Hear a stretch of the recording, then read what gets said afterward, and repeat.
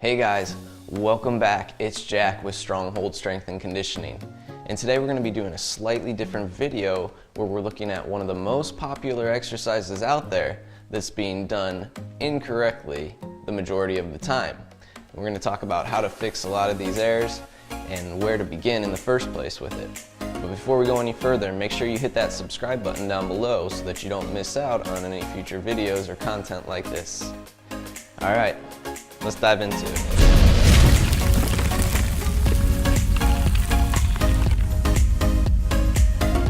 Alright, so one of the most popular exercises that's being done incorrectly the majority of the time is the plank. I know you've all heard of it, I know you've all seen it, and you've probably all tried it at this point.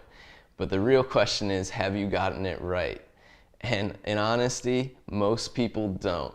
The majority of the people that I've trained and met and seen doing it all have been getting something wrong where it's causing a lot of pressure either at their shoulder joint or their low back.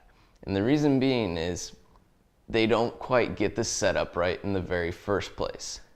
The majority of the error is done right at the very beginning in the setup, and then it just carries through the exercise. So we're going to take care of that today and make sure that you guys get the setup right and you're headed in the right direction from the very beginning with your planks from here on out. Alright, so let's look at the head and shoulder positioning first. The most common error is going to be the forearm positioning. When they set down the forearm, what you'll likely see if it's wrong is this triangle shape. What I'm trying to do here by making this triangle is to create a structure that I can rely on rather than the actual musculature of my body to get the positioning right. So we see the triangle shape get formed. Oftentimes you'll see the head and neck positioning out of alignment as well. And then the third is actually the lumbar spine. So they get up and you see this big curvature at the low back there. And I'm already feeling pressure just from trying to show you guys this position right now. So right from the start, I've got the whole purpose of the exercise wrong. Because when we're training our core, the whole idea is to properly align my spine in a way that I'm not going to injure myself or put pressure on the spinal column. I'm using all the musculature surrounding the spinal column to build a solid pillar to work off of. So that transfers force to the extremities well to make sure that I'm getting the strongest effort out of each movement or whatever exercise I'm doing. And making sure I'm not breaking myself in the process of it. So, how do we fix all this? Here we go. With the forearms, we want to go at least parallel, if not slightly externally rotated at the shoulder. And when I'm talking shoulder, we're talking about the glenohumeral joint here, okay? So with that set, I need to make sure that my shoulders are down and back, and I'm relying on the musculature of my upper back and along the rib cage here. And I should feel a little bit of tension right at the armpits to begin with. Okay, right under here, that's where I'm going to get that tension if I'm doing it right.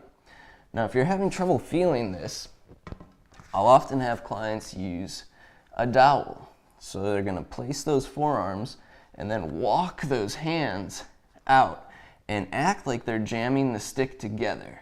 Okay, so I really have a strong grip on this. And I want to imagine I had two sticks rather than one, and I'm pushing the ends of the sticks together in the middle here. Okay, and right away you should already feel that tension right at the back of the armpit. I'm going to check my neck, make sure my head's in a neutral position. So I kind of tuck the chin a little bit. It's not hanging down. I'm not looking forward, okay? If you're timing yourself, put the timer right underneath your face. And if you have a cell phone, that's very possible these days, okay? The next part, most people go right up into that plank without ever setting their abdomen, okay? So all I'm going to do here is brace my abs, and you're already going to see me start to shake because this is working my abs to begin with. And I haven't even picked my knees up from the floor. And then lastly, I'm gonna immediately flex the quads and glutes. So I'm straightening the leg as much as possible, and I'm squeezing my butt as tight as possible, and now I'm shaking. That should show you how effective and how efficient that positioning is. Those muscles are already generating tension before I've ever fully gotten into the position. And then when I begin, now the real work starts. So there's what we're looking at. It's all about the setup to get the plank right in the first place. So parallel or wider on the arms, okay? Elbow below the shoulders, making sure we're not getting too wide, but it should have kind of a Y shape to it, okay? My shoulder blades are packed together on my upper back. I engage the abdomen, making sure that I'm bracing right down the spinal column. We set the base with the arms. We're going right into that thoracic spine now, that midsection, to the lumbar. And then sacral, I support from the glutes, flexing the glutes against the abs. And we kind of start to build this little stack of protection for the spinal column. Upper back, abdomen, glutes. And that is what makes that pillar and allows us to transfer force when we're doing anything that's really similar to a plank, if you think about it, when we get to that positioning. So the reason the plank is such a great exercise is its transferability to other exercises in the long run.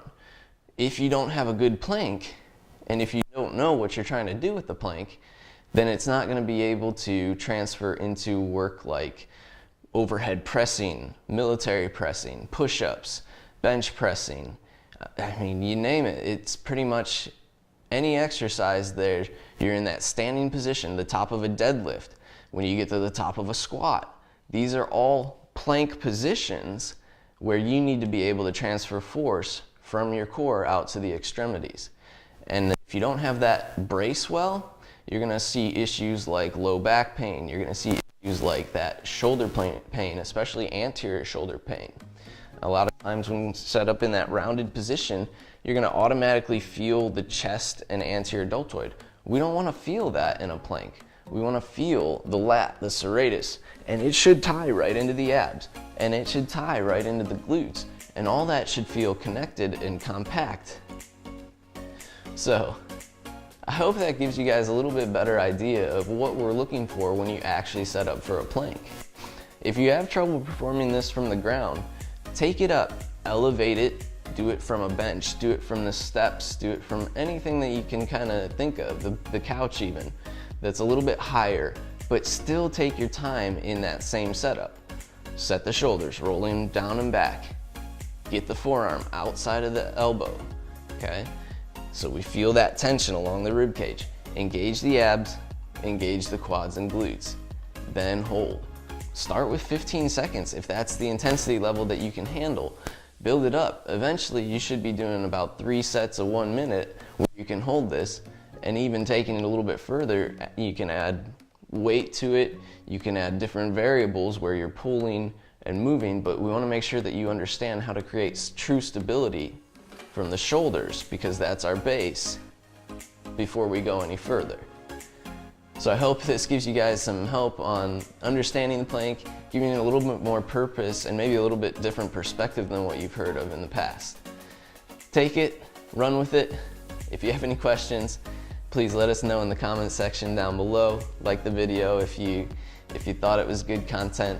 Be sure to subscribe to our channel so you don't miss out on any future content like this.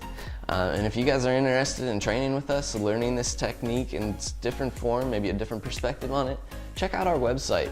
I'll put the link to the website down below in our description, and you can follow it from there. I want to thank you guys for watching today. We'll see you next time.